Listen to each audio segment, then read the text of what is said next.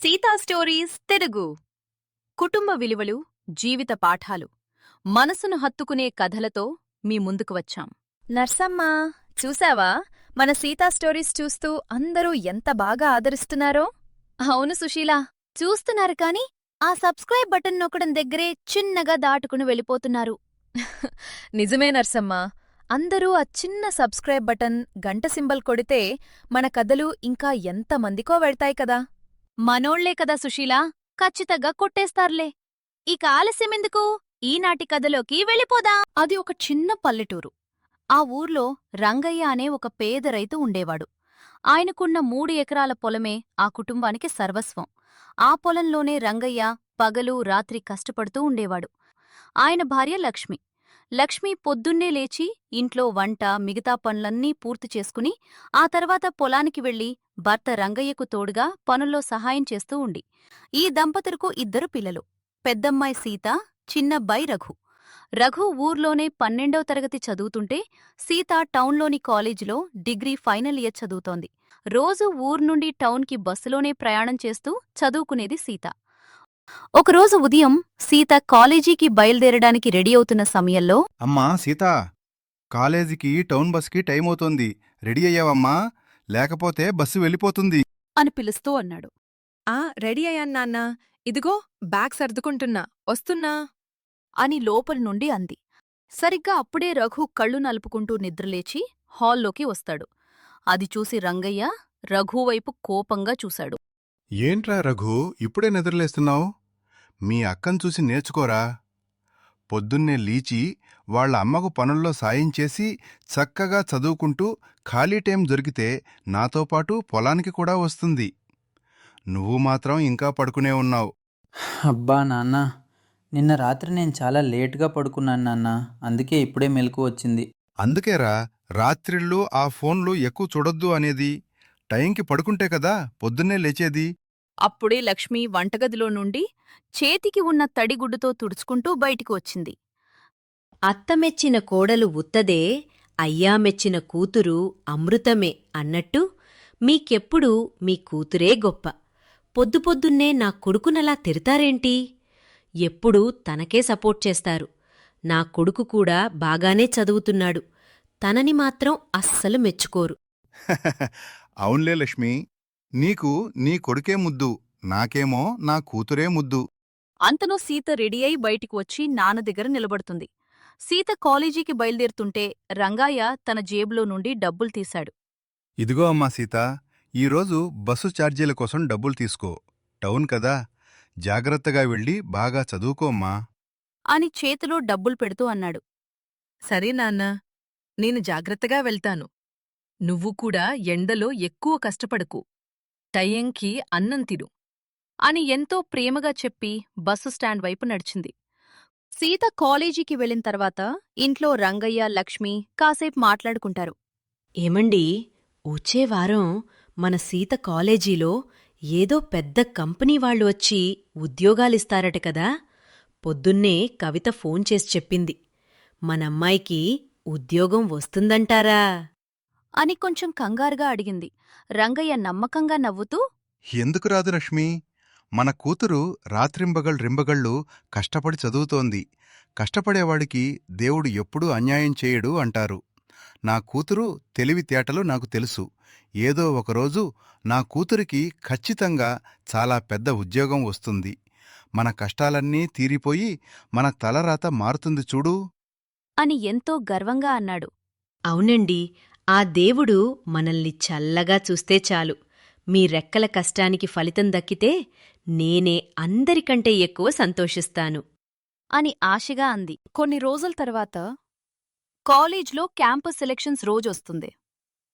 ఇంటర్వ్యూలు మొదలయ్యే ముందు సీత చాలా ఆందోళనగా ఉంటుంది. క్లాస్ రూమ్ బయట సీత ఇంటర్వ్యూ కోసం లైన్లో నిలబడి చాలా టెన్షన్ పడుతుంటుంది. అప్పుడు తన స్నేహితురాలు కవిత అక్కడికొస్తుంది. ఏంటి సీతా, అలా కాళ్ళు చేతులు వడికిపోతున్నాయి? అంత టెన్షన్ పడుతున్నావేంటి? ఆలోచిస్తుంటే చాలా భయంగా ఉంది కవిత. ఈ క్యాంపస్ సెలక్షన్లో నేను సెలెక్ట్ అవుతానో లేదో అని టెన్షన్గా ఉంది. మా నాన్న నా చదువు కోసం ఎంత కష్టపడుతున్నారో నీకు తెలుసు కదా.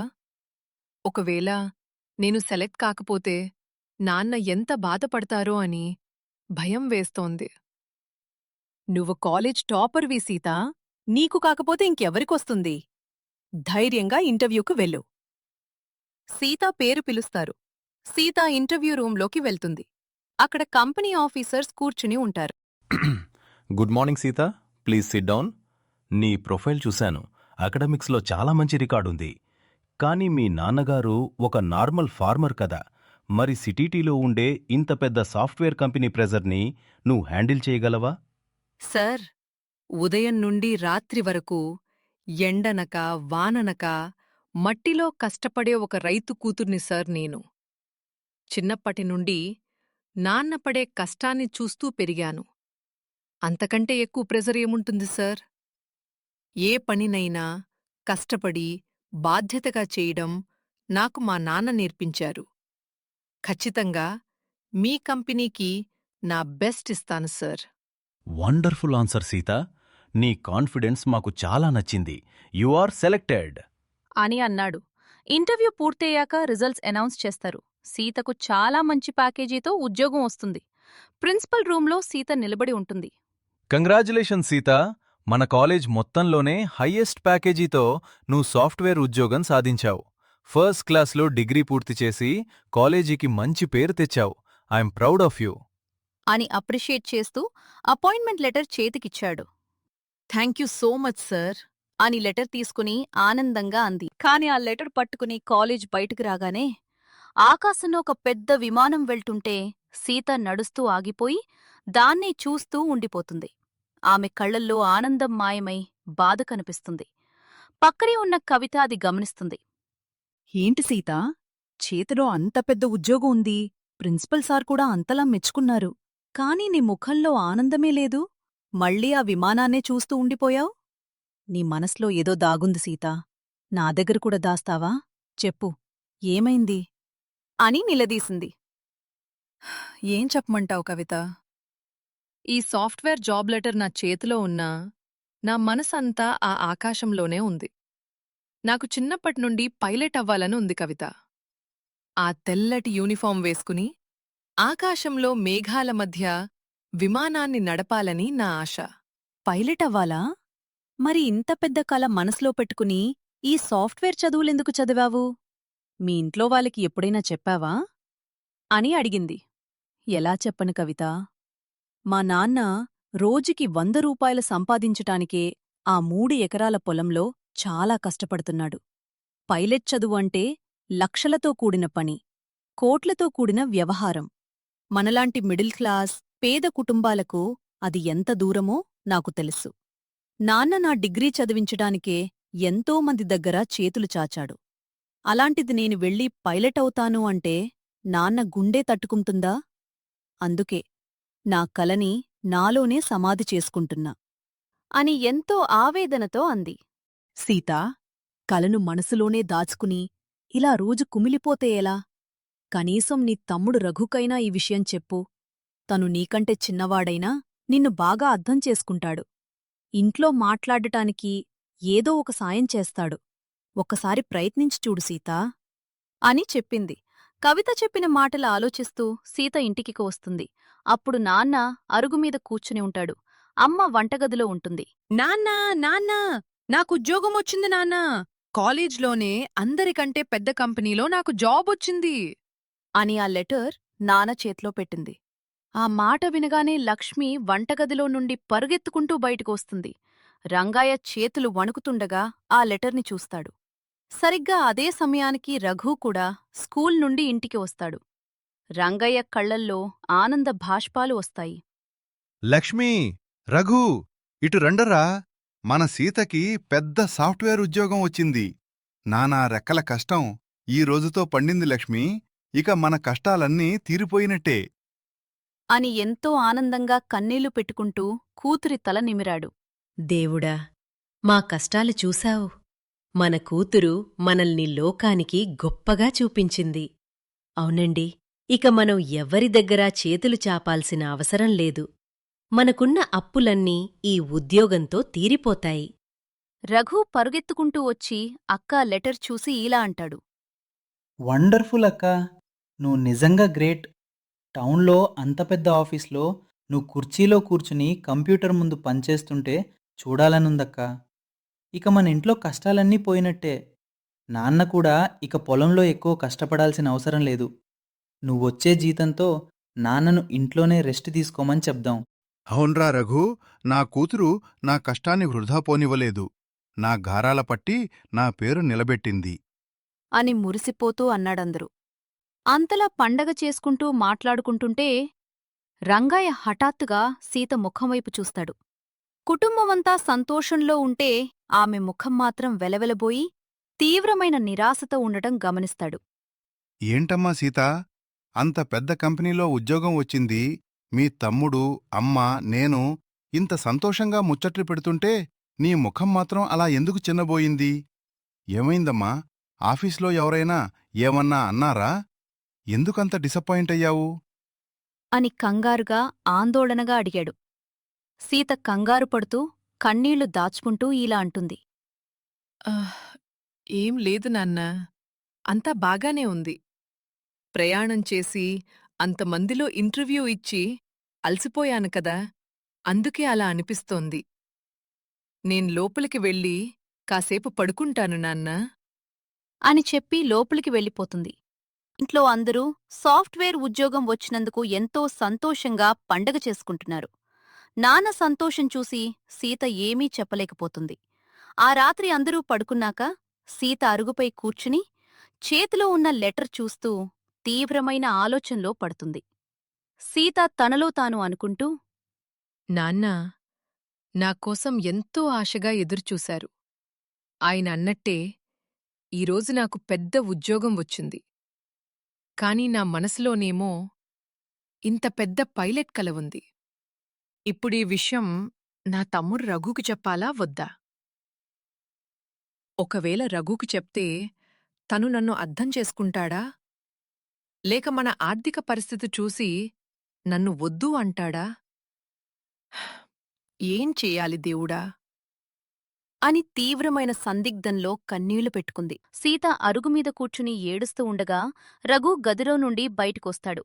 అరుగుమీద కూర్చుని ఏడుస్తున్న అక్కని చూసి కంగారుగా ఆమె దగ్గరకు వెళ్తాడు. అక్క, ఏంటక్కా ఈ టైంలో ఇక్కడ కూర్చుని ఏడుస్తున్నావు? సాయంత్రం నాన్న అడిగినప్పుడే అనుకున్నా నీ ముఖంలో ఏదో బాధ ఉందని. ఏమైందక్కా? అంత పెద్ద ఉద్యోగం వస్తే ఎవరైనా సంతోషపడతారు కానీ నువ్వేంటి ఇలా కన్నీళ్లు పెట్టుకుంటున్నావు? ఆఫీస్లో ఏమైనా ప్రాబ్లమా? నాకు చెప్పక్కా. అని ఆందోళనగా అడిగాడు. ఏం లేదురా రఘు, నన్ను వదిలే, నువ్వెళ్ళి పడుకోపో. నా మీద ఒట్టు వేసి చెప్పక్కా. నిజంగా నా దగ్గర ఏం దాచట్లేదు కదా. నువ్వు చెప్పే వరకు నేనిక్కడే ఉంటాను. ఇక్కడి నుండి కదలను. మనసులో అంత బాధ దాచుకుని నా దగ్గరెందుకక్కా దాస్తావు? నేను నీ తమ్ముణ్ణి మాత్రమే కాదు, నీ బెస్ట్ ఫ్రెండ్ని కూడా. చెప్పక్కా, ఏమైంది? అని ఎంతో ఆరాటంగా ప్రేమగా ఆమె చేతులు పట్టుకున్నాడు. రఘుని గట్టిగా పట్టుకుని ఏడుస్తూ, రఘు, నాకీ సాఫ్ట్వేర్ ఉద్యోగం చేయడం అస్సలిష్టం లేదురా. నా మనసంతా ఆకాశంలోనే ఉంది. నా చిన్నప్పట్నుండి నాకు పైలట్ అవ్వాలనుందిరా. ఆ తెల్లటి యూనిఫాం వేసుకుని విమానం నడపాలని నా ప్రాణం. కాని మన ఇల్లు, నాన్న ఆర్థిక పరిస్థితి చూసి ఆ మాట నోటి చివరి వరకు వచ్చినా బయట పెట్టలేకపోతున్నాన్రా అని ఎంతో ఆవేదనతో అంది. రఘు ఆ మాట విని ఒక్కసారిగా నమ్మలేనట్టు ఆశ్చర్యపోతాడు. పైలటా? అక్కా, నిజంగానే నువ్వు ఆకాశంలో విమానం నడిపే పైలట్ అవ్వాలనుకుంటున్నావా? అసలు నా వల్ల నమ్మడమే కష్టంగా ఉందక్కా. వినడానికి ఎంత బావుందో. నువ్వు నిజంగా గ్రేట్ అక్కా. కానీ పైలట్ కోర్స్ అంటే చాలా ఖర్చుతో కూడుకున్నది కదా. లక్షల్లో ఫీజులుంటాయని విన్నాను. మరి మన దగ్గరంత డబ్బు లేదు కదా అక్కా. నాన్న అంత డబ్బు ఎక్కడి నుండి తెస్తాడు? అని కొంచెం దిగులుగా ఆందోళనగా అడిగాడు. అందుకేరా రఘు, నేనెవరికీ చెప్పలేదు. నాన్న నా చదువు కోసం ఆల్రెడీ అప్పులు చేశాడు. ఇప్పుడు నా కల కోసం నాన్నని మరింత కష్టపెట్టడం నాకిష్టం లేదు. అందుకే ఈ పైలట్ కలని ఇక్కడితో సమాధి చేసేసి రేపటి నుండి ఆ సాఫ్ట్వేర్ జాబ్కి వెళ్ళిపోవాలని డిసైడయ్యాను అని నిరాశగా అంది. వద్దు అక్క. ఆశ లేనివాడు శవం, ఆశయం లేనివాడు పశువు అంటారు. నీకింత పెద్ద ఆశయం ఉన్నప్పుడు దాన్ని చంపుకుని నువ్వు ఆఫీస్కి వెళ్తే లైఫ్ లాంగ్ ఏడుస్తూనే ఉంటావు. నాన్నకి మనకంటే ఏది ఎక్కువ కాదక్కా.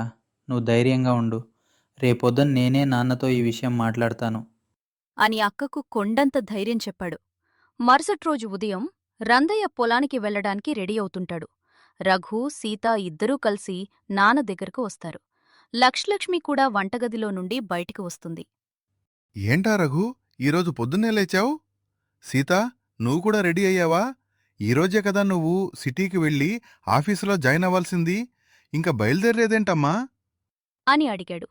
నాన్న, అక్క ఆఫీస్కి వెళ్ళదు నాన్న. అక్కకి ఆ సాఫ్ట్వేర్ ఉద్యోగం చేయడం ఇష్టం లేదు. అని పటాపటా చెప్పేశాడు. ఆ మాట వినగానే రంగయ్య, లక్ష్మి ఇద్దరూ షాక్ అవుతారు.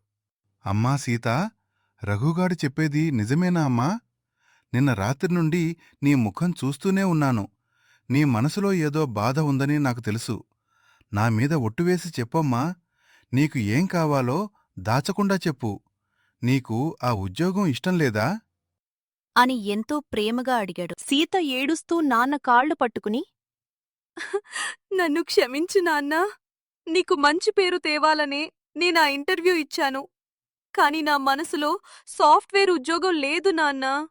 నాకు చిన్నప్పటి నుండి పైలట్ అవ్వాలనుంది. ఆకాశంలో విమానం నడపాలని నా కల నాన్నా. కాని దానికి చాలా డబ్బులవుతాయని నాకు తెలుసు. అందుకే చెప్పలేదు నాన్నా. అని బోరున ఏడ్చేసింది. రంగయ్య ఒక్క క్షణం అలా ఏం మాట్లాడకుండా నిలబడిపోయాడు. కళ్లల్లో నుండి నీళ్లు వస్తున్నా దాచుకుని నవ్వుతూ ఇలా అంటాడు. అమ్మా సీత, ఇంత చిన్న విషయానికేనా నువ్వు నిన్నటినుండి ఏడుస్తున్నావు? నా కూతురు ఆకాశంలో విమానం నడపాలి అనుకుంటే ఈ తండ్రి కింద కూర్చుని చప్పట్లు కొట్టాలి కాని ఇలా ఏడవడం ఏంటమ్మా? నీకు ఇంత పెద్ద కల ఉన్నప్పుడు దాన్ని నెరవేర్చడం ఈ తండ్రి బాధ్యత. మనకున్న ఆ 3 ఎకరాల పొలాన్ని అమ్మేస్తాను. నా కూతురి కల కంటే నాకు ఆ పొలం ఎక్కువ కాదు. అని సీతకి కొండంత ధైర్యం చెప్పాడు. ఆ మాట వినగానే లక్ష్మికి ఒక్కసారిగా ఎక్కడలేని కోపం వచ్చేసింది. చేతిలో ఉన్న గిన్నెను కిందపడేసి ఆవేశంతో రంగయ్య ముందుకు వచ్చింది లక్ష్మి. తీవ్రమైన కోపంతో గట్టిగా అరుస్తూ, ఏం మాట్లాడుతున్నారు మీరు? అసలు బుద్ధుండే మాట్లాడుతున్నారా లేక పిచ్చెక్కిందా మీకు? పొలం అమ్మేస్తారా? ఆ 3 ఎకరాల పొలం మన కుటుంబానికి ప్రాణం. ఆ పొలం నమ్ముకునే కదా మనం తింటున్నాం, బతుకుతున్నాం. అలాంటిది ఆ మట్టి ముక్క నమ్మేసి రేపు మనమేం తినాలి? రోడ్డున పడాలా? అని భర్తపై విరుచుకుపడింది. లక్ష్మీ, నువ్వు ప్రశాంతంగా ఉండు. నేను చెప్పేది విను. అని నచ్చజెప్పబోయాడు. లక్ష్మి మరింత కోపంగా రంగయ్య మాటను అడ్డుకుంటూ, నేను వినను. ఏం వినాలి నేను? కూతురుమీద ప్రేమ ఉంటే సరిపోతుందా? ఇంట్లో ఇంకో కొడుకు ఉన్నాడనే బాధ్యత లేదా మీకు? రేపు వీడి చదువుంది, రేపు వీడి భవిష్యత్తుంది. వాటన్నిటినీ వదిలేసి ఆకాశంలో విమానాలు తోలడానికున్న ఇల్లు, పొలం అన్నీ అమ్మేస్తారా? చేతులు కాలేక ఆకులు పట్టుకుంటే ఏం లాభం? సాఫ్ట్వేర్ ఉద్యోగం వస్తే మహారాణిలా సిటీకి వెళ్ళి హ్యాపీగా బతకాల్సింది పోయి లేనిపోని గగాలి కలలు కనడమేంటి? నేనీ పొలాన్ని అస్సలు అమ్మనివ్వను. అని కూతురివైపు కోపంగా చూస్తూ గట్టిగా తెగేసి చెప్పింది సీత ఏడుస్తూ. అమ్మా, నన్ను క్షమించు అమ్మా. నాన్నా, వద్దు నాన్నా. అమ్మ చెప్పేది నిజమే. నా కల కోసం నా తమ్ముడి భవిష్యత్తును, మన పొలాన్ని పాడు చేయడం నాకిష్టం లేదు. నేను ఆఫీస్కే వెళ్తాను నాన్నా. ప్లీజ్ గొడవ పడకండి. అని ఇద్దర్నీ బ్రతిమాలింది. అమ్మా, నువ్వు అక్క మీద ఎందుకంత కోప్పడుతున్నావు? అక్క కల చాలా పెద్దదమ్మా. నా చదువు గురించి నువ్వు భయపడొద్దు. నేనెలాగోలా కష్టపడతాను. కానీ అక్క పైలట్ అవ్వాల్సిందే. అని తల్లిని ఆపడానికి ప్రయత్నించాడు. లక్ష్మి రఘువైపు తిరుగుతూ తీవ్రమైన కోపంతో, ఆవేశంతో ఇలా అంటుంది. నువ్వు నోరుమోయ్ రఘు. నీకేం పెల్సని మాట్లాడుతున్నావ్? లోకం తెలియని వెధవవి. రేపు తినడానికి తిండిలేక అడుక్కునే పరిస్థితి వస్తే ఈ కలలు కడుపు నింపుతాయా? ఏమండి, నేను ఆఖరిసారిగా చెప్తున్నాను. నా తాళిబొట్టుమీద ఒట్టు. ఆ పొలాన్ని అమ్మడానికి నేను అస్సలు ఒప్పుకోను. సీత రేపు పొద్దున్నే సిటీకి వెళ్ళి ఆ సాఫ్ట్వేర్ ఉద్యోగంలో జాయిన్ అవ్వాల్సిందే. అని ఖచ్చితంగా చెప్పి కోపంతో లోపలికి వెళ్ళిపోయింది లక్ష్మి. లక్ష్మి అన్న మాటలకు ఇంట్లో ఒక్కసారిగా నిశ్శబ్దం అలుముకుంది. సీత వెక్కి వెక్కి ఏడుస్తుంటే రంగయ్య గుండె బరువెక్కింది. కాని ఆయన కళ్లల్లో కూతుర్ని పైలట్ చేయాలనే పట్టుదల అలాగే ఉంది. రంగయ్య నెమ్మదిగా సీత దగ్గరకు వచ్చి ఆమె తల నిమురుతూ కూర్చోబెట్టాడు. అమ్మా సీత, ఏడవకమ్మా, కళ్ళల్లో నీళ్లు తుడుచుకో. మీ అమ్మ అన్న మాటలకి నువ్వు బాధపడకు. తను అన్నదాంట్లో కూడా తప్పులేదు కదమ్మా. ఉన్న ఒక్కగానొక్క పొలం అమ్మేస్తే రేపు కుటుంబం ఏమైపోతుందో అన్న భయం తనది. కాని ఈ నాన్న చెప్తున్నాడు కదా, నీ కలను నేను అస్సలు చంపుకోనివ్వను. నిన్ను ఎలాగైనా ఆకాశంలో విమానం నడిపే పైలట్ని చేసి తీరుతాను. అని ఎంతో గంభీరంగా నమ్మకంగా అన్నాడు సీత ఏడుస్తూ నాన్న చేతులు పట్టుకుని. వద్దు నాన్నా, ప్లీజ్. అమ్మ తాలిబొట్టుమీద ఒట్టువేసి మరీ చెప్పింది కదా నాన్నా. మన వల్ల కాదు నాన్నా. మన కుటుంబంలో ఎప్పుడూ ఇంత పెద్ద గొడవ జరగలేదు. నా వల్ల నువ్వు అమ్మ విడిపోవడం నాకస్సలిష్టం లేదు నాన్నా. నేనా సాఫ్ట్వేర్ ఉద్యోగానికే వెళ్తాను. నా కలని ఇక్కడితో మర్చిపోతాను నాన్నా. అని వెక్కి వెక్కి ఏడుస్తూ అంది. అక్క, నువ్వలా భయపడితే ఎలా అక్క? నాన్న నీకంత ధైర్యం చెప్తుంటే నువ్వేమో వెనకడుగు వేస్తున్నావు. అమ్మకు ప్రస్తుతానికి కోపంగా ఉంది కానీ తర్వాత నాన్నే అమ్మను ఒప్పిస్తారు. నువ్వు కంగారు పడుకక్క. అని ఎంతో నమ్మకంగా అన్నాడు. రఘుగాడు చెప్పింది నిజమే సీతా. కన్న తండ్రి కూతురి కలని కాపాడుకోలేకపోతే ఆ జన్మకెందుకురా అని నా మనస్సాక్షి నన్ను నిలదీస్తుందమ్మా. ఈ 3 ఎకరాల మట్టిని నేను ఎలాగైనా అమ్ముతాను. మీ అమ్మను నేనే ఒప్పిస్తాను. నువ్వు రేపు సిటీకి వెళ్తున్నావు, కాని సాఫ్ట్వేర్ ఉద్యోగానికి కాదు, పైలట్ ట్రైనింగ్ అకాడమీలో జాయిన్ అవ్వటానికి. ఈ నాన్న మాట మీద నిలబడతాడమ్మా. నువ్వు ధైర్యంగా ఉండు. అని కూతురి కళ్లల్లోకి చూస్తూ కొండంతంత ధైర్యం చెప్పాడు. సీత నాన్న గుండెరకు హత్తుకుని ఇలా అంటుంది. నాన్నా, థాంక్యూ నాన్నా. ఇంతకంటే గొప్ప తండ్రి ఈ లోకంలో ఎవరికీ ఉండరు నాన్నా. నా చిన్నప్పటి నుండి చూస్తున్నాను నాన్నా. నీకు ఒక్క చిరిగిన చొక్కా ఉంటే దాన్ని కుట్టుకుని వేసుకున్నావు కాని మాకు మాత్రం కొత్త బట్టలు కొనిచ్చావు. నువ్వు ఎండలో మాడిపోతూ కాళ్ళకి చెప్పులు కూడా లేకుండా ఆ పొలంలో కష్టపడ్డావు. మేమడిగినా అడగకపోయినా మాకన్నీ సమకూర్చావు. నాన్నా, ఈరోజు నా కల కోసం నీ ప్రాణమైన ఆ 3 ఎకరాల పొలాన్ని కూడా వదులుకోవడానికి సిద్ధపడ్డావు చూడు. నీ రుణం నేను ఏ జన్మలోనూ తీర్చుకోలేను నాన్నా. లోకల్లో తండ్రులు కూతుర్లకి ఆస్తులిస్తారు, పెళ్ళిళ్ళీలు చేసి పంపిస్తారు. కాని నువ్వు నా రెక్కలకి ఆకాశాన్నిస్తున్నావు నాన్నా. నీ నమ్మకాన్ని నేను అస్సలు వమ్ము చేయను. ఆ అమ్మ కోపాన్ని, ఈ ఊరివాళ్ల మాటలని నా చదువుతోనే తిప్పికొడతాను. ఆకాశంలో నేను విమానం నడిపే రోజు ఈ రంగయ్య కూతురు అని లోకమంతా నీవైపు చూసి చప్పట్లు కొట్టేలా చేస్తాన్నాన్నా. ఇది నీ కూతురు మాట.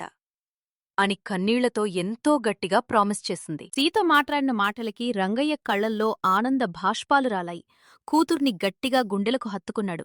రఘు కూడా అక్క చేతిని గట్టిగా పట్టుకుని ధైర్యం చెప్పాడు. ఆ రాత్రి ఆ ముగ్గురి మనసుల్లో ఒకవైపు అమ్మ కోపం గురించిన ఆందోళన ఉన్నా, ఇంకోవైపు సీత కలను ఎలాగైనా నిజం చెయ్యాలనే గట్టి పట్టుదల బలపడింది. అమ్మ తాలిబొట్టుమీద ఒట్టువేసి పొలం అమ్మడానికి వీల్లేదని చెప్పినా రంగయ్య మాత్రం కూతురి కలకోసం వెనకడుగు వేయకూడదని నిశ్చయించుకున్నాడు. ఆ రాత్రి ఇంట్లో ఎవరూ అన్నం తినలేదు.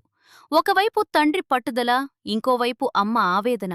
ఈ రెండింటి మధ్య సీత నలిగిపోతున్న సమయంలో రాత్రి అందరూ పడుకున్నాక గదిలో లక్ష్మి ఒంటరిగా కూర్చుని ఏడుస్తూ ఉంటుంది.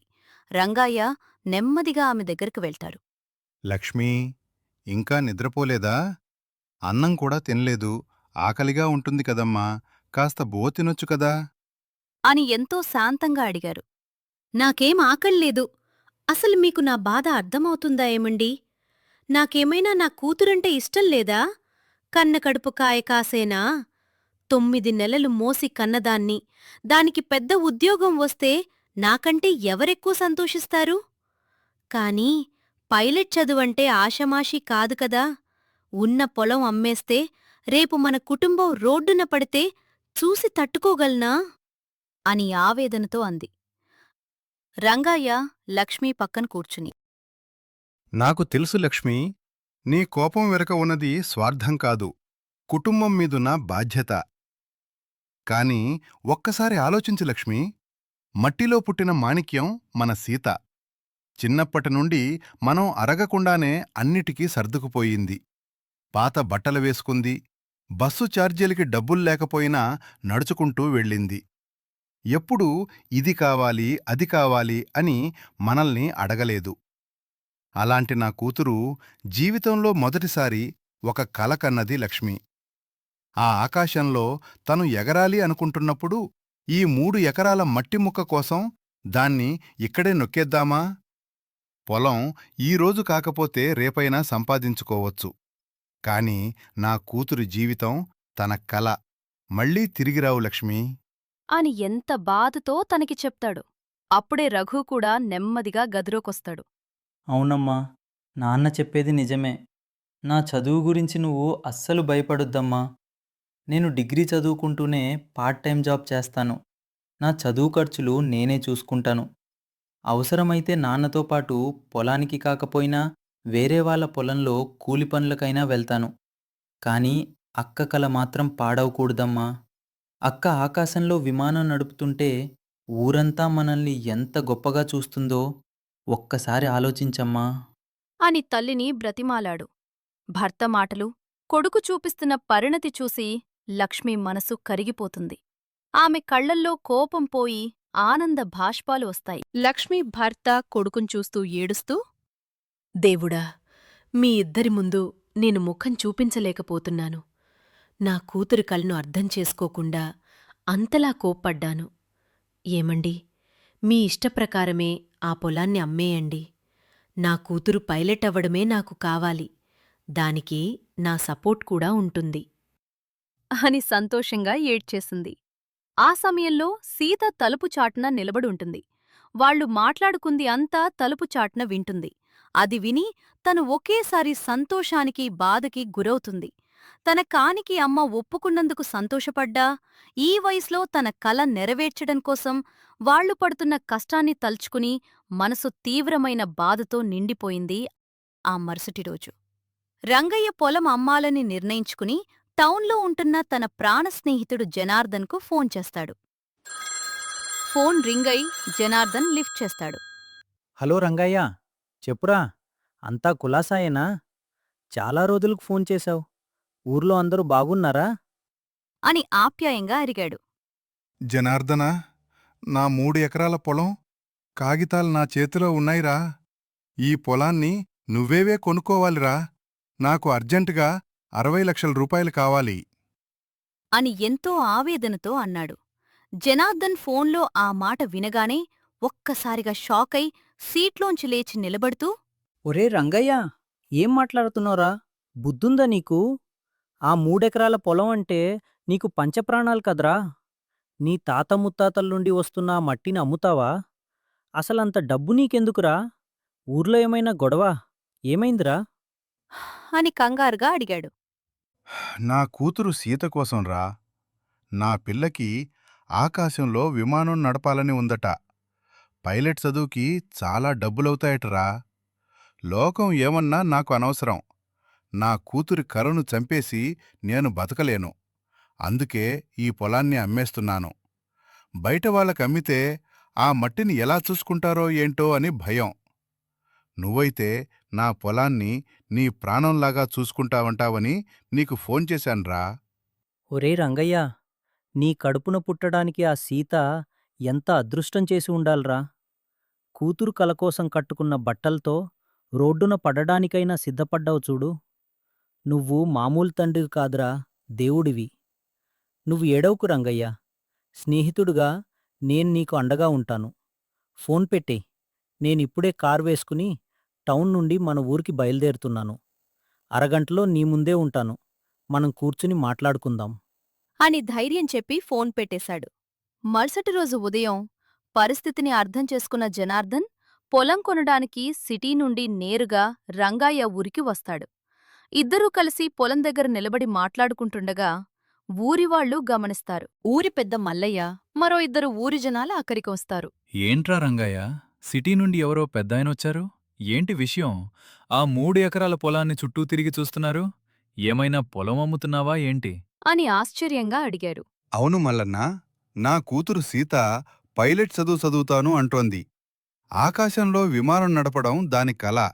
ఆ చదువుకి చాలా లక్షలు ఖర్చవుతాయి. అందుకే నా స్నేహితుడు జనార్దన్కి నా పొలాన్ని అమ్మేస్తున్నాను. ఆ మాట వినగానే మల్లయ్య పక్కనున్న ఊరి జనాలు ఒక్కసారిగా నవ్వి అవహేళన చేస్తారు. ఏంటి రంగయ్య, నీకేమైనా పిచ్చెక్కిందా? పొలం అమ్మి ఆడపిల్లను విమానాలు తోలడానికి పంపిస్తావా? ఆడపిల్ల చదువు అడుగడునా గడుగునా ముల్లే అంటారు. రేపు పొద్దున్నే పెళ్లిచేసి పంపించాల్సిన దాన్ని అంతంత డబ్బులు పెట్టి చదివించటం ఎందుకురా? అని ఎగతాళి చేశాడు. అవును రంగయ్య, ఆడపిల్లలంటే ఇల్లు చక్కబెట్టుకుని వంట చేసుకుని మొగుడింటికి వెళ్ళాలి.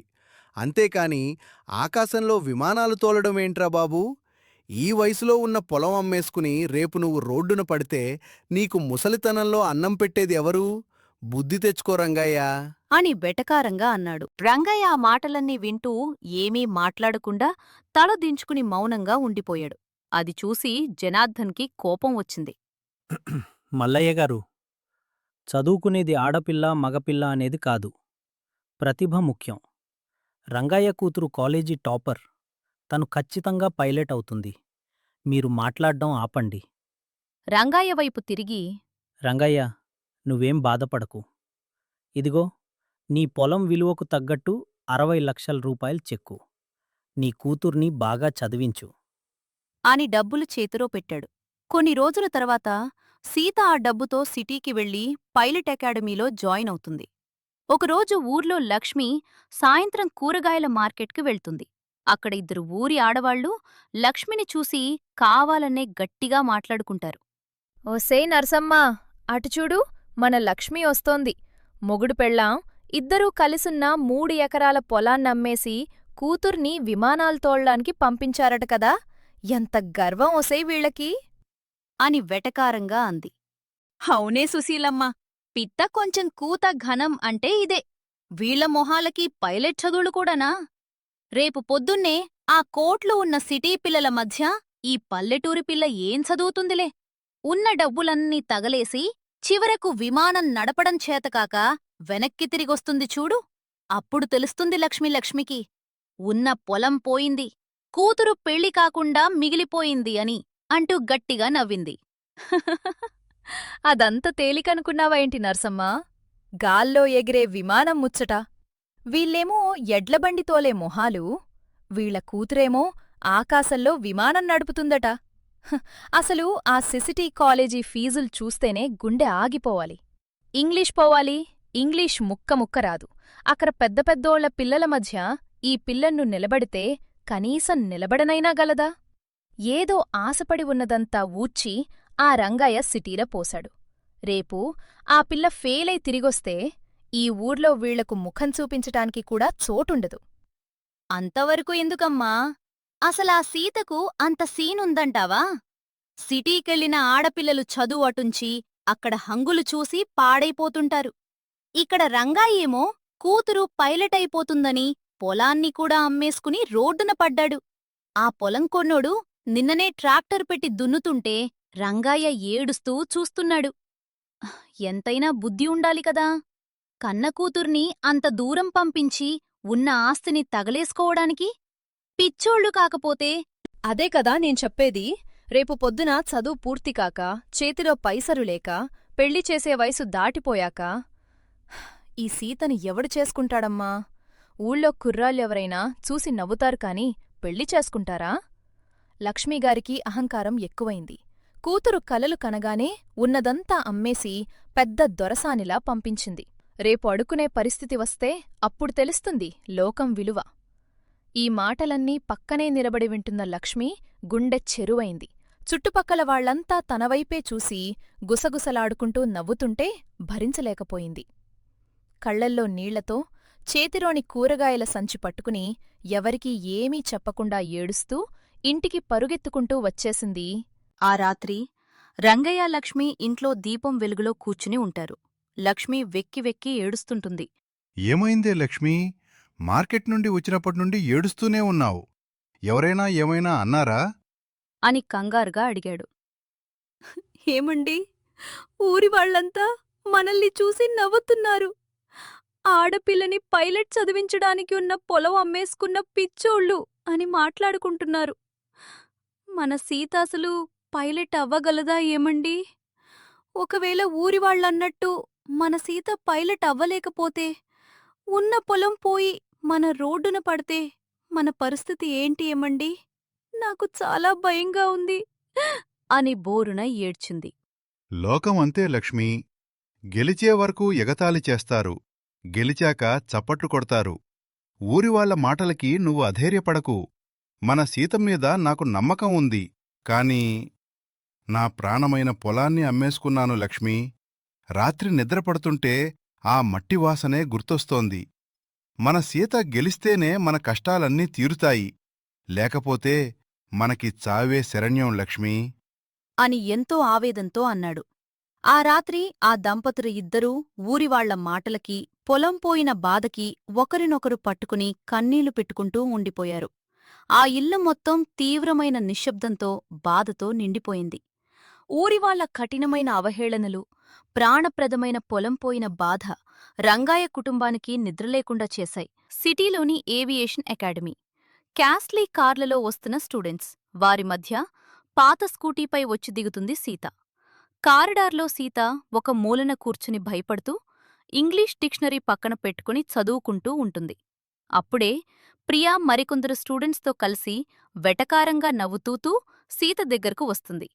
ఎక్స్క్యూజ్ మీ, అసలీ అకాడమీలో ఏం జరుగుతోంది? నాన్నగారి పొలాలు అమ్ముకుని ఇక్కడికి ఊరు పేర్లేని వాళ్లంతా వచ్చేస్తున్నారు. హే, పల్లెటూరు పిల్ల, నీ పేరేంటి? సీత భయపడుతూ నెమ్మదిగా లేచి నిలబడి, నా పేరు సీత. సీత? పేరుకి తగ్గట్టే పాతకాలం నాటి కాటన్ చుడీదార్. ఏంటే ఆ చేతిలో డిక్షనరీ? ఇక్కడ ప్రొఫెసర్లు చెప్పే ఇంగ్లీష్ టర్మినాలజీ నీకర్థం కావట్లేదా?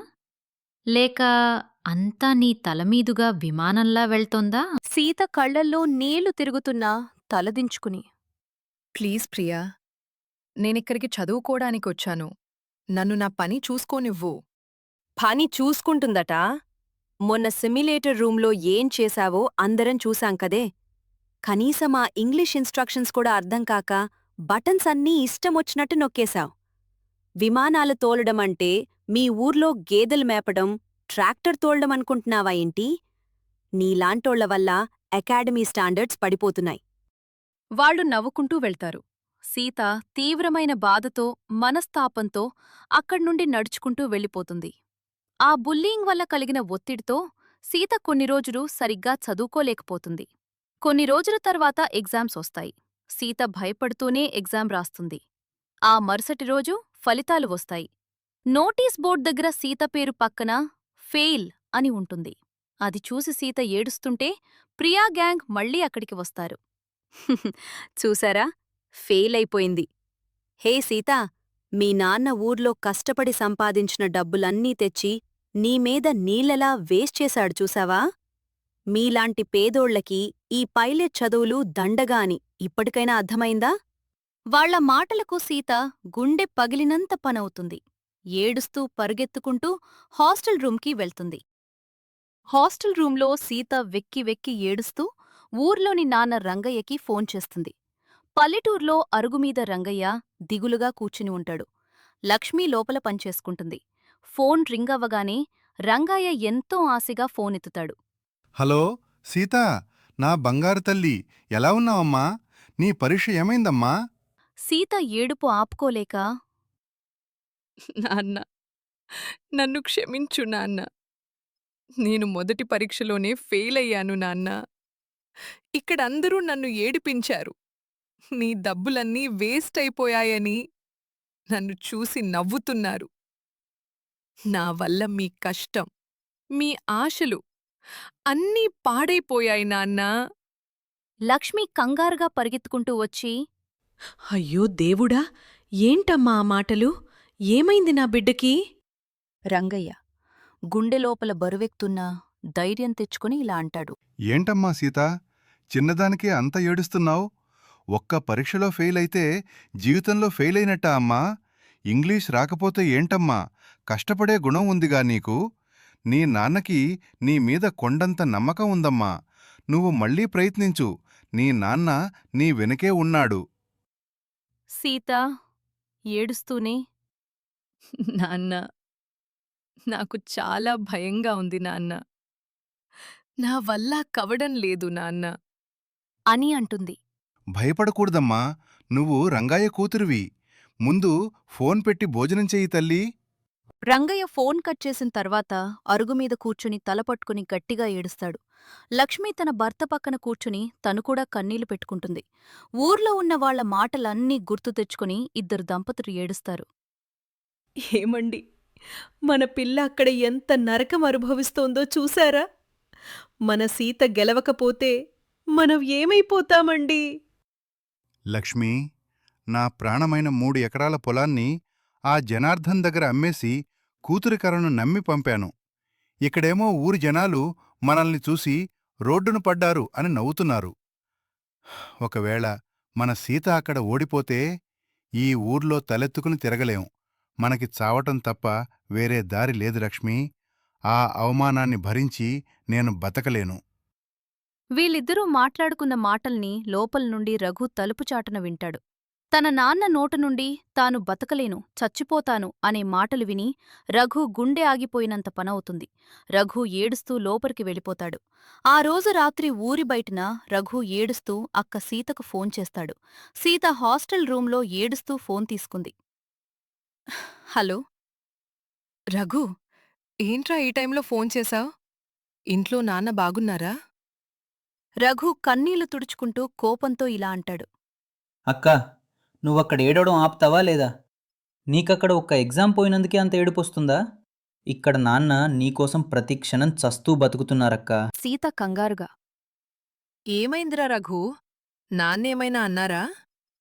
నీ పైలట్ చదువు కోసం నాన్న తన ప్రాణమైన మన 3 ఎకరాల పొలాన్ని జనార్దన్ మావకి అమ్మేశాడక్కా. ఇందాకే నాన్న అమ్మతో ఏమన్నాడో తెలుసా? సీత ఓడిపోతే మనకి చావే శరణ్యం అని ఏడ్చాడక్కా. నువ్వు గెలవకపోతే ఇక్కడ నాన్న బతకడక్కా. నాన్న పొలం అమ్మేశాడన్న నిజం. ఆ మాటలు వినగానే సీత మైండ్ బ్లాంక్ అవుతుంది. సీత నిశ్శబ్దంగా నుంచుంటుంది. ఆమె కళ్లల్లో భయం పోయి ఒక రకమైన పట్టుదల, రౌద్రం, కొండంత ఆత్మవిశ్వాసం నిండుతాయి. తన కన్నీళ్లను తుడుచుకుని గంభీరంగా మాట్లాడుతుంది. రఘు, ఇప్పటివరకు నేను భయపడింది ఇంగ్లీష్కి కాదురా, నాలో ఉన్న ఆత్మన్యూనతకి. కాని ఇకపై ఈ సీత కంట్లో కన్నీరు చూడవు. నాన్న పోగొట్టుకున్న పొలాన్ని, అమ్మ నమ్మకాన్ని, ఊర్లో పోయిన గౌరవాన్ని మళ్ళీ నాన్న కాళ్ల దగ్గరకు తెచ్చిపెడతాన్రా.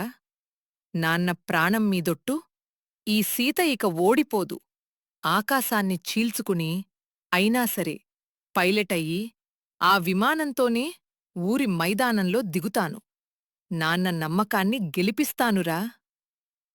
కాల్ కట్ చేసిన తర్వాత హాస్టల్ రూంలో సీత డిక్షనరీ పక్కన పెట్టి బుక్స్ ముందేసుకుని కళ్లల్లో అపారమైన కాన్ఫిడెన్స్తో, చిరునవ్వుతో పట్టుదరగా చదవడం స్టార్ట్ చేస్తుంది.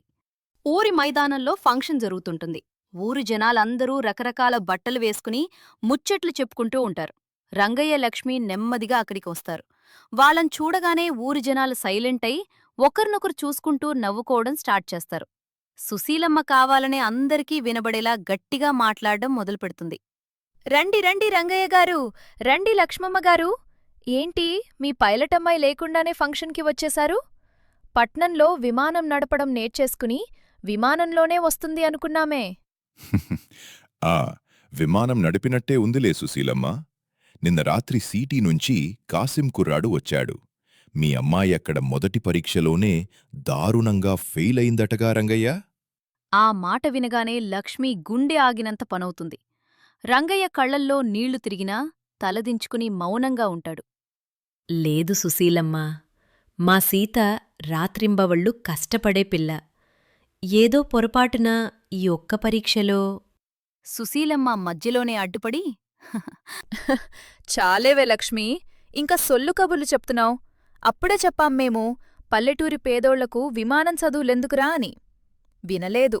నాన్నగారికి పొగరు, బిడ్డకేమో గాల్లో మేడలు కట్టే ఆశ. ఇప్పుడు చూశారా, ఉన్న 3 ఎకరాల పొలాన్ని జనార్దన్కి అమ్ముకొని రోడ్డున పడ్డారు. ఇప్పుడు ఊర్లో రూపాయికి కొరగాకుండా ముష్టివాళ్లైపోయారు. అవును సుశీలమ్మ, పొలం పోయే, సీత చదువు పోయే, ఊర్లో అందరి ముందు రంగయ్య గారి పరువు పోయే. ఇక ఆ పిల్లకు పెళ్లి చేసి ఏ ఇల్లు అలకడానికైనా పంపించండి. ఆ పైలట్ డ్రీమ్స్ మీ వల్ల కావు. చుట్టూ ఉన్న ఊరి జనాలందరూ రంగయ్య, లక్ష్మీలను చూసి బిగ్గరగా నవ్వుతారు. రంగయ్య గుండెల్లో రక్తం ఓడుతున్నా చేతులు జోడించి కన్నీళ్లతో నిలబడతాడు. సుశీలమ్మా, నా కూతురు ఓడిపోలేదు. తను పడిపోయిందంతే, మళ్ళీ లేచి నిలబడుతుంది. నా పొలం పోయినా సరే, నా కూతురు మీద నాకున్న నమ్మకం పోలేదు. ఒక్కరోజు వస్తుంది, నా సీత విమానంతోనే ఈ ఊర్లో దిగుతుంది. హ, కలలు కనడం బాగానే ఉందిలే రంగయ్య. ముందైతే మీరిక్కడ్నుంచి వెళ్ళండి. ఫంక్షన్లో మీ ఏడుపు ముఖాలు చూడలేకపోతున్నాం. రంగయ్య లక్ష్మీ చెయ్యి పట్టుకుని దారి పొడవునా ఊరివాళ్ల నవ్వులు, అవమానాల మధ్య తలదించుకుని ఏడుస్తూ ఇంటికి నడుచుకుంటూ వెళ్ళిపోతారు. నాన్న పడిన కన్నీళ్లు, ఊరి ఫంక్షన్లో అనుభవించిన అవమానం సీతలో ఒక నిప్పును రదిల్చాయి. ఆ ఆవేశమే ఇప్పుడు ఆత్మవిశ్వాసంగా మారింది. ఎలాగైనా గెలిచి నాన్న నమ్మకాన్ని నిలబెట్టాలని రాత్రింబవలు కష్టపడి చదవడం ప్రారంభించింది. హాస్టల్ రూంలో డిక్షనరీని పక్కన పెట్టుకుని రాత్రంతా కష్టపడి చదువుతున్న సీత మరుసట్రోజు ఉదయాన్నే అందరికంటే ముందుగానే ఎగ్జామ్ హాల్లోకి వెళ్తుంది. ప్రశాంతంగా, పూర్తిగా ఆత్మవిశ్వాసంతో క్వశ్చన్ పేపర్ని చదువుతుంది. ఎగ్జామ్ కూడా చాలా బాగా రాస్తుంది. కొద్ది రోజుల తర్వాత ఏవియేషన్ అకాడమీ నోటీస్ బోర్డ్ దగ్గర స్టూడెంట్స్ అందరూ గుమిగూడి ఉంటారు. ప్రొఫెసర్ రిజల్ట్స్ బోర్డ్ మీద పెడతారు. అందరూ చప్పట్లు కొడుతుంటారు. బోర్డ్ మీద ప్రథమ స్థానంలో సీత, టాపర్ మరియు బెస్ట్ కెడెట్ అని ఉంటుంది. కంగ్రాచ్యులేషన్స్ సీత, నీ హార్డ్ వర్క్ అండ్ డెడికేషన్ వల్ల ఈరోజు నువ్వు అకాడమీలోనే ఫస్ట్ వచ్చావు. We are proud of you. Sita వినయంగా దండం పెడుతూ, థ్యాంక్యూ సార్. ఇది నా నాన్న కష్టానికొచ్చిన ఫలితం సార్. కొద్ది రోజుల తర్వాత సీత దేశంలోనే అతిపెద్ద ఎయిర్లైన్ కంపెనీ హెడ్ ఆఫీస్కు వెళ్తుంది. కాన్ఫరెన్స్ హాల్లో ఇంటర్వ్యూ బోర్డ్ ముందు 3 సీనియర్ ఆఫీసర్లు కూర్చుని ఉంటారు. డోర్ నాక్ చేసి సీత కాన్ఫిడెంట్గా లోపలికి వస్తుంది. Good morning sir. Please sit down, Sita. Your academy scores are very impressive. Topper of the batch. కానీ మీ రెజ్యూమ్లో ఒక విషయం నన్ను ఆశ్చర్యపరిచింది. మీరు ఒక చిన్న గ్రామం నుంచి వచ్చారు. ఫాదర్ ఒక సాధారణ రైతు. నిజం చెప్పండి, ఇంత కాస్ట్లీ ఏవియేషన్ అట్మాస్ఫియర్లో మీరు ఈ ప్రెజర్ ఎలా తట్టుకోగలిగారు? సీత వినయంగా, ధైర్యంగా, సార్, మొదట్లో భాష రాక, ఇంగ్లీష్ సరిగ్గా మాట్లాడలేక చాలా అవమానాలు పడ్డాను. కాని నాకు ఒక విషయం అర్థమైంది సార్. విమానం నడపటానికి కావలసింది ఇంగ్లీష్ డిక్షనరీలోని పదాలు కాదు, ఆకాశంలో వచ్చే గాలి, తుఫానులను తట్టుకునే గుండె ధైర్యం, కమాండ్స్ అర్థం చేసుకునే తెలివితో కూడిన పట్టుదల మాత్రమే. Very good answer Sita. కానీ కమాండ్ కంట్రోల్ వేరు, ఎమర్జెన్సీ టెన్షన్ వేరు. విమానం ఆకాశంలో ఉన్నప్పుడు ఏదైనా సాంకేతిక సమస్య వస్తే 300 మంది ప్రయాణికుల ప్రాణాలు మీ చేతిలో ఉంటాయి. ఒక పల్లెటూరి పిల్లగా మీరు ఆ పానిక్ ప్రెజర్ తట్టుకోగలరా? సీత కళ్లల్లో నీళ్లు కిరిగినా గంభీరంగా, మామ్, నా పైలట్ ఫీజు కోసం నా నాన్న తన ప్రాణమైన 3 ఎకరాల పొలాన్ని అమ్మేశాడు. నా చదువు పోతే ఊర్లో నా నాన్న బతకడు అన్న పరిస్థితిని చూశాను మామ్. ఆ జీవితాంతపు ఒత్తిడి నాన్న కన్నీళ్ల ముందర ఈ కొన్ని నిమిషాల ఎయిర్క్రాఫ్ట్ ప్రెజర్ చాలా చిన్నది మామ్. అంతకంటే పెద్ద భయాన్ని నేను జయించి ఇక్కడిదాకా వచ్చాను. నా ప్రాణం పోయినా నా విమానంలో ఉండే ప్రయాణికులను సురక్షితంగా నేలదించుతాను. That was emotional. కానీ టెక్నికల్గా మిమ్మల్ని ఒక ప్రశ్న అడుగుతాను. ఇంజిన్ ఫెయిల్యూర్ అయి క్యూము లోనంబస్ మబ్బుల మధ్య చిక్కుకుంటే మీ ఫస్ట్ డిసిషన్ ఏంటి? సీత ఒక్క క్షణం కూడా ఆలోచించకుండా పర్ఫెక్ట్ టెక్నికల్ ఆన్సర్ ఇస్తుంది. Sir, I will immediately withdraw from the cloud core, communicate with the TC, declare MADE, and engage autoglide procedures with distress kavak 7700. ముగ్గురు ఇంటర్వ్యూయర్లు లేచి నిలబడి చప్పట్లు కొడతారు. సీతకు అపాయింట్మెంట్ లెటర్ ఇస్తారు. Fantastic. Presence of mind, attitude, technical knowledge, ప్రతిదాన్లో you are perfect. Welcome to our airlines captain Sita. Interview పూర్తి చేసుకుని బయటకొస్తున్న సీతకు ప్రియా ఆమె ఫ్రెండ్ ఎదురవుతారు. వాళ్ళిద్దరూ సీత సాధించిన విజయాన్ని, అపాయింట్మెంట్ లెటర్ను చూసి షాక్ అయి తలదించుకుంటారు. ప్రియా తడబడుతూ తలదించుకుని, సీతా, కంగ్రాచ్యులేషన్స్! నువ్వు అకాడమీ టాపర్ అయి ఫస్ట్ అటెంప్ట్లోనే ఎయిర్లైన్ ఇంటర్వ్యూలో సెలెక్ట్ అవుతావని మేమసలు ఊహించలేదు. అవును సీత, నువ్వు పల్లెటూరి దానివి, ఇంగ్లీష్ రాదు అని మేం నిన్ను చాలా ఏడిపించాం. నీవల్ల అకాడమీ పేరు పాడవుతుంది అని మాటలన్నాం. మమ్మల్ని క్షమించు సీతా. సీత చాలా గంభీరంగా, ప్రశాంతమైన చిరునవ్వుతో, క్షమించటం పెద్ద విషయం కాదు ప్రియా. కాని ఒక మాట గుర్తుపెట్టుకోండి. మనిషికి విలువ ఇచ్చేది వేసుకునే బ్రాండెడ్ బట్టలు, మాట్లాడే ఇంగ్లీష్ కాదు, మనస్సులో ఉన్న సంస్కారం, సాధించాలనే పట్టుదల. పల్లెటూరి వాళ్లంటే మీకు చులకన కావచ్చు, కాని ఈరోజు అదే పల్లెటూరి పిల్ల మీ అందరి ముందు గెలిచి నిలబడింది. ఎప్పుడూ ఒకరి పేదరికాన్ని చూసి హేళన చేయకండి. ప్రియా, ఆమె ఫ్రెండ్ ఏమీ మాట్లాడలేక అవమానంతో తలదించుకుని అక్కడ్నుండి వెళ్ళిపోతారు. 3 సంవత్సరాల ఉద్యోగం తర్వాత సీత సీనియర్ పైలట్ అవుతుంది. తెల్లటి పైలట్ యూనిఫామ్, గ్యాగిల్స్తో బూరి ఇంటి ముందుకు కార్లో వచ్చి దిగుతుంది. రంగయ్య, లక్ష్మి ఆశ్చర్యంతో లేచి నిలబడతారు.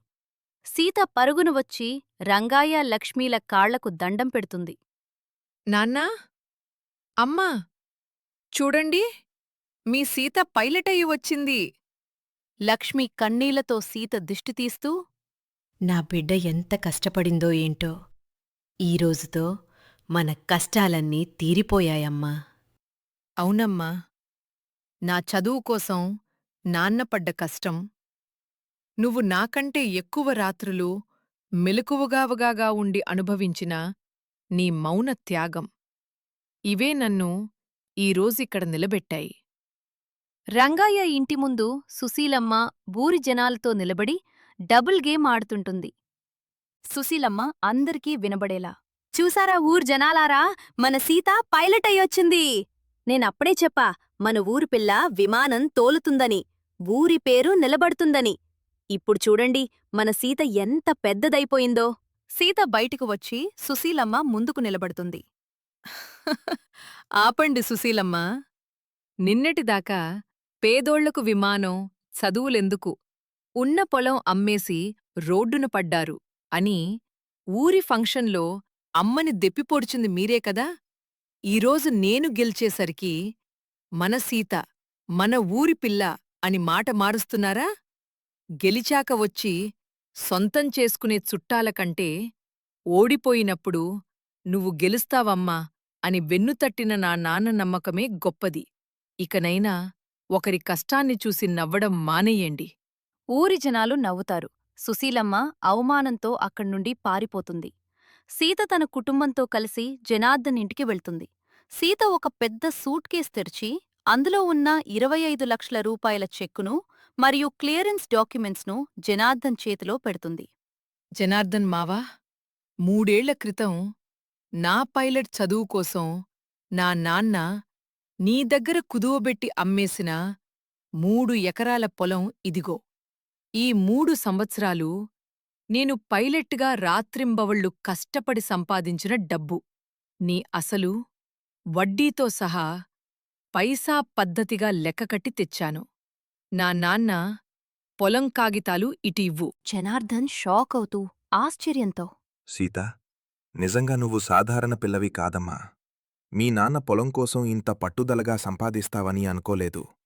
ఇదిగోనమ్మా, లీగల్గా రిజిస్ట్రేషన్ పేపర్స్ అన్నీ మీ నాన్న పేరు మీద మార్చేసా, సైన్ చేశాను. ఈ పొలం ఇక మీదే. సీత ఆ రిజిస్ట్రేషన్ డాక్యుమెంట్స్ తీసుకెళ్లి పొలం దగ్గర నిలబడి ఉన్న రంగయ్య దగ్గరకు నడుచుకుంటూ వెళ్తుంది. రంగయ్య ఇంకా పాత జ్ఞాపకాలతో పొలం వైపు చూస్తూ ఉంటాడు. సీత రంగయ్య చేతిలో ఆ పొలం కాగితాలను పెడుతూ, నాన్నా, ఇదిగో నీ పొలం. నీ ప్రాణం కంటే ఎక్కువగా ప్రేమించే నీ 3 ఎకరాల నేల తల్లిని మళ్ళీ నీ కాళ్ళ దగ్గరకు తెచ్చిపెట్టాను నాన్నా. ఇది నీ కూతురు నీకిచ్చే చిన్న కాగానుక.